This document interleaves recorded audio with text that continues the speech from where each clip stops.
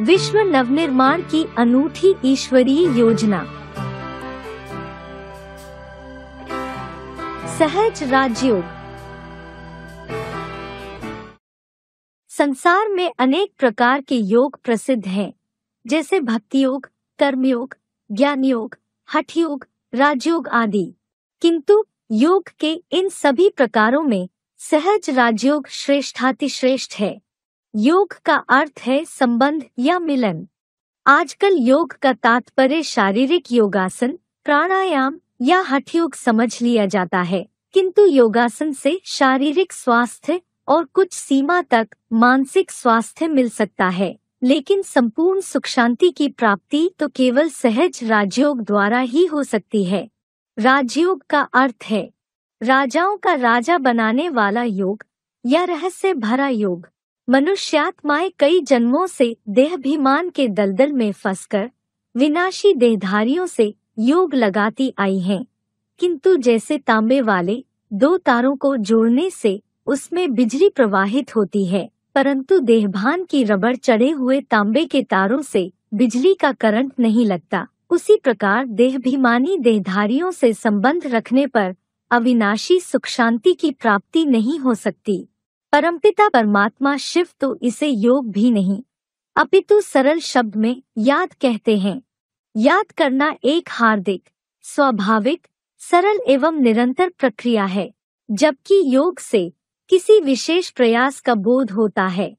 जैसे परमपिता परमात्मा शरीर में रहते हुए भी उसके भान से न्यारे हैं, अर्थात विदेही रहते हैं, उसी प्रकार हमें भी स्वयं को अविनाशी आत्मा, न कि प्रकृति के 5 तत्वों से बना देह समझकर प्रजापिता ब्रह्मा के द्वारा परमपिता परमात्मा को याद करना है। हमारी दृष्टि में शिव बाबा रहना चाहिए, मात्र शव अर्थात देह नहीं।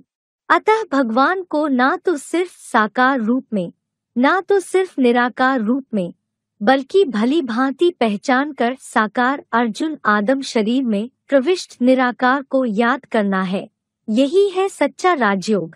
मन, वचन एवं कर्म की पवित्रता, परमपिता परमात्मा से सच्चा स्नेह, दिव्य गुणों की धारणा, ईश्वरीय ज्ञान, शुद्ध अन्न तथा सच्चे ब्राह्मणों का संग करने पर आत्मा देहाभिमान द्वारा उत्पन्न 5 विकारों अर्थात काम, क्रोध, लोभ, मोह, अहंकार से मुक्ति पाकर अपने मूल स्वरूप अर्थात सर्वगुण संपन्न स्वरूप में स्थित हो सकती है।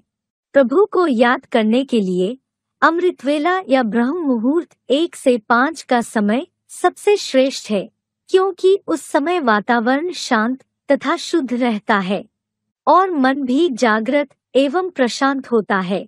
राजयोग के नित्य अभ्यास से आत्मा में पवित्रता, शांति, धैर्य, निर्भयता, नम्रता जैसे गुणों की धारणा होती है।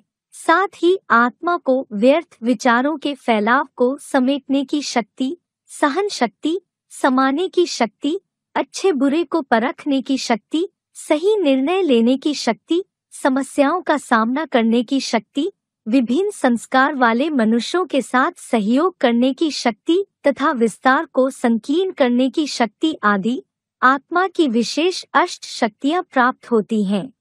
राजयोग के निरंतर एवं दृढ़ अभ्यास से आत्मा अपने आदि, मध्य एवं अंत की कहानी को तथा इस विश्व में अपने अद्वितीय अनेक जन्मों के पाठ को जान सकती है और अपने घर बैठे विश्व की आत्माओं को भी शांति एवं सुख का दान दे सकती है।